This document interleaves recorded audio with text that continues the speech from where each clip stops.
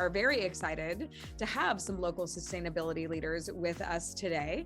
We have Mitch Finn, the Deputy Director of HACAP, and Clint Tweetball, the Executive Director of Matthew 25. Can you tell us a little bit about HACAP as an organization and why you guys are so invested in energy conservation? We believe that helping people become successful and building successful communities is really what our mission is. And we have an entire division that is dedicated to residential environmental sustainability and making sure that homes are safe and energy efficient and folks have a chance to thrive in their own community.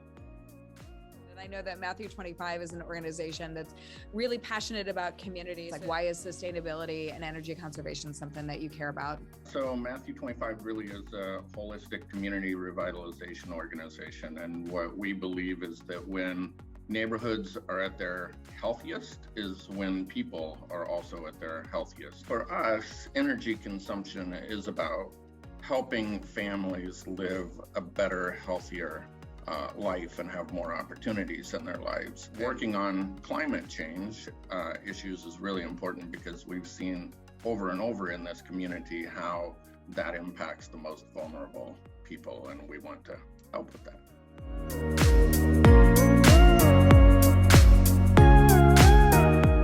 Like we've seen over and over that these climate events have the largest impact on low-income people. So I've just spent 2 years helping people in mobile homes, low-income homes, to repair critical damage from a derecho. Not that long ago, I spent 3 or 4 years helping people after the flood. And so on a very, very practical level, when we put low-income homeowners in floodplains, we put them in housing that's most susceptible to high wind events, then we got to figure out how to impact the climate in a more positive way. Our lower income families are living in the oldest housing in the community. They're living in places with the oldest windows and less insulation and old lighting and old HVAC systems. And so helping them and putting resources into changing the systems in those houses has a huge impact on their bottom line, on their pocketbook, and their ability to pay for other things for their families. The energy burden for the low-income community as a total component of their income is significantly higher than for the top third income group. So the $300 a month utility bill is a significant burden for a family when you look at the overall housing burden for low-income folks. It can be 50% of folks' income today, and that's a very significant thing. Would you be able to describe what can people do to reduce energy consumption in Cedar Rapids? Energy consumption and energy reduction can really be done in two different ways. So there's something called energy conservation, which is a behavioral type of approach to reducing energy usage. By behavioral, I mean things like turning down your thermostat or turning down your water heater or making sure your refrigerator isn't overcooling your food. And then energy efficiency, which is the flip side of that, is the technical side, whether it be LED light bulbs or a high efficiency furnace. All those ways there's two different approaches to reducing energy consumption in your unit. And of course that leads to a lower cost for everyone. It leads to lower emissions, which leads to a cleaner environment. And all those things work hand in hand on making a healthy, economically viable community. What we found is really it's a lot of really low cost items that can improve energy use. So, simple things like caulking around windows, putting window kits, plastic over windows that are leaking, making sure we turn off lights, having smart thermostats, like those things fairly quickly. You can spend $50 and a few hours on a weekend and probably save yourself 10% or $300 to $500 a year. And that's money that goes straight into people's pockets to help them out. So that's why we think it's really important, not to mention the ripple effect of, then that's helping the planet and helping reduce things like flooding and derechos and other things that impact us. Programmatically, what are your organizations doing? Like talk to me about the initiatives that are happening at HACAP and Matthew 25, and how people can either participate in those or get the support of those. The HACAP part of this is the weatherization, the Department of Energy weatherization program, which folks can qualify for if they're up. Now, it's been raised to the poverty level, now it's up to 200% of the federal poverty level. You can qualify, and we'll have an evaluator come in and do tests on the home to find out where the leaks are, to identify the leaks, to find out what the level of insulation is, to test your heating system to make sure it's safe and efficient. If it is inefficient or unsafe, we can replace that. That's a significant, high dollar, pretty big impact to replace somebody's heating system, and that's done through the Department of Energy program. We also have some assistance programs to help people pay their utility bills. And the nice part is, if you apply for one, you apply for them all. Application system where you can either apply online and upload your documents, or you can download a PDF and complete that, or you can pick up an application at any of our sites, really. Or if you reach out to us, we'll mail an application to you. No matter how a person comes to us, whether it comes as a text message or an email or a phone call, we're able to respond in kind and meet the folks where they're at. I really think HACAP and Matthew 25 services are complementary to each other. So if people want an energy audit through our team, through Green Iowa AmeriCorps, they simply have to call a number. They'll get signed up.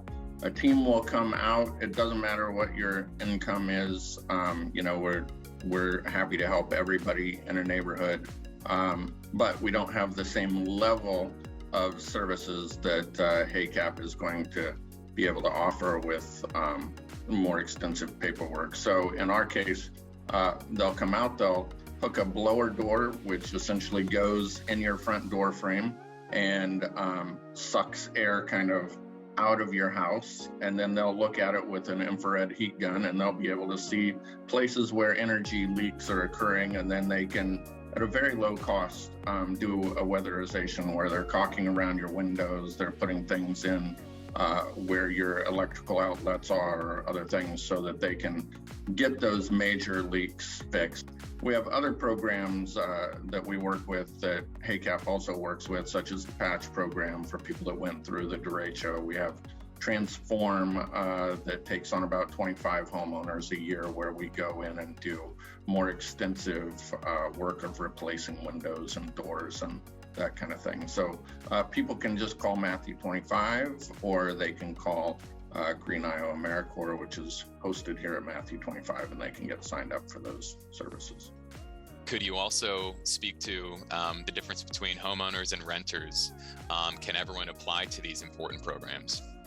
Both homeowners and renters can qualify to include a heating system replacement if the landlord, of course, the occupant has to meet the eligibility requirements and the landlord has to agree.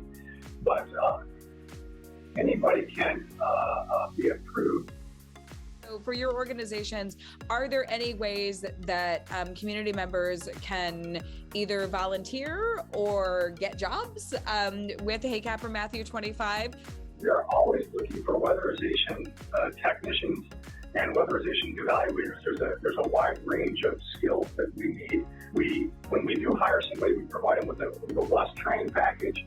We provide them with the equipment they need and the tools they need. We have probably 6 crews now. We would love to go to 10.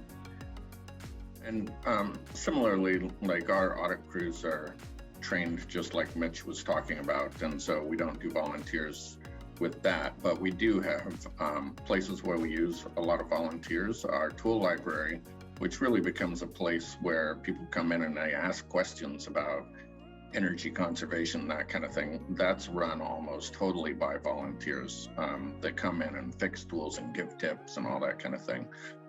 And then like I mentioned earlier, we have this event annually called Transform. That's the last full week of June, where we work on a variety of homeowners' houses, and that's all volunteer based. And so people can go online and sign up to be part of that, or have their companies sign up to be part of it. So a few different ways people can get involved.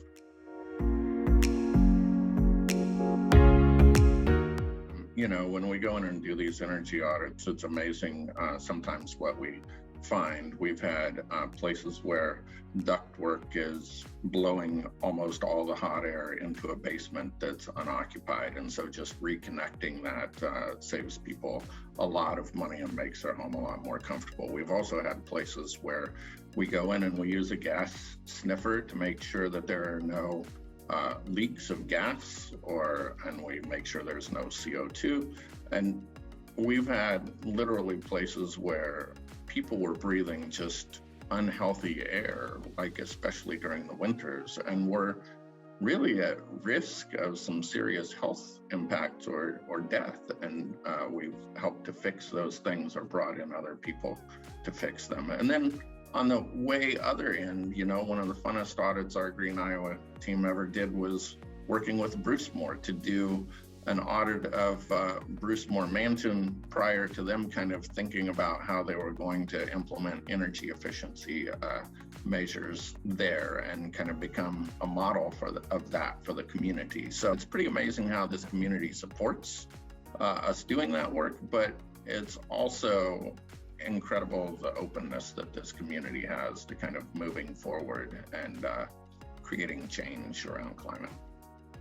We hear so often about the impacts of the weatherization program that have on individuals' homes. They're warmer, safer, and folks are healthier in their houses when we're done.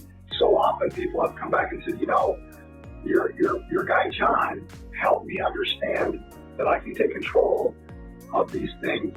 And if I pick up the phone when it rings instead of ignoring it, and I answer the mail, and I begin to respond, that the community will respond. And whether they're a lender or an energy provider or whoever it is, if you communicate, you begin to take control of your life. And then that's so empowering for people. Then they help their neighbor, and it begins to snowball. And it really is why we are such a thriving community, is neighbor helping neighbor, front porch to front porch. These little changes begin to have an effect over time. Who's the audience for this stuff? Is it most homes in Cedar Rapids? If you haven't done this stuff, you should. Is that the message? Every single person in the community needs to be looking at how can they reduce energy consumption. Are there things that they can do, like move a third of their yard into prairie so that they're not burning gas on mowing their lawn? Are they advocating for bike lanes to not just be in wealthier neighborhoods, but in low-income neighborhoods, so they can be transportation routes for people that are transportation burdened or don't have cars? Are they putting solar panels on their house if they can afford them, so that we can keep energy consumption down in that way? So I think every single person has a responsibility to try and look at their own spaces they control and think about ways that they can reduce energy consumption all across the board, because it's going to take a broad approach to make this happen, right? So it's been a pleasure to learn from you two about your energy conservation leadership here in Cedar Rapids from Matthew 25 and HACAP, and also a pleasure to sit down with Dara and learn how this Cedar Rapids Library supports not only book reading, but information sharing, information literacy, and just all in all, social health and opportunity.